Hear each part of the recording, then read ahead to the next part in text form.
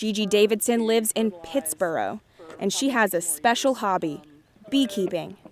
I started beekeeping about 5 years ago. She first became interested in beekeeping after listening to a podcast. He was talking about the plight of the bee and how important it was that every single person did everything they could to help save the bee, because when the bees are gone, humans are gone. Now she spends her spare time working the bees, making sure they're living peacefully, producing honey, even providing them with food or bee tea during the winter. I look at them every day to make sure they're okay. I say hi to them. I talk to them. Davidson says she's worried for the bees.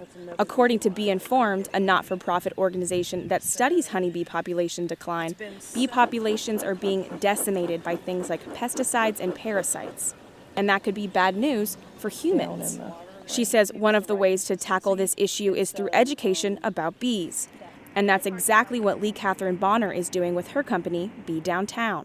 We're trying to change the stigma around honeybees, and a little bit of education goes such a long way. A fourth-generation beekeeper herself, Bonner started the company in 2014.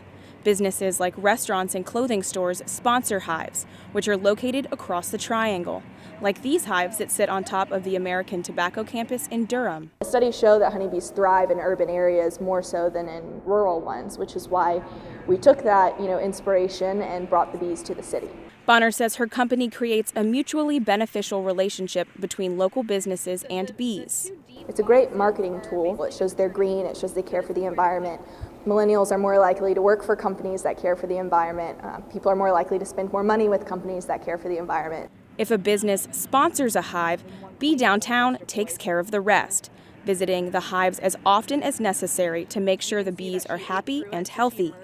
2 of Bee Downtown's hives sit at Hub Farm in Durham, a place where students come to learn about agriculture. It's important to show them that bees are harmless and they help us, so we need to be their friends. And they just help complete the entire ecosystem at the Hub Farm.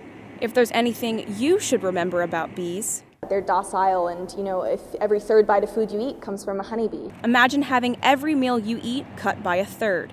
In Durham, I'm Katie Kamen reporting. Can you tell me by show of hands some foods that grow from flowers?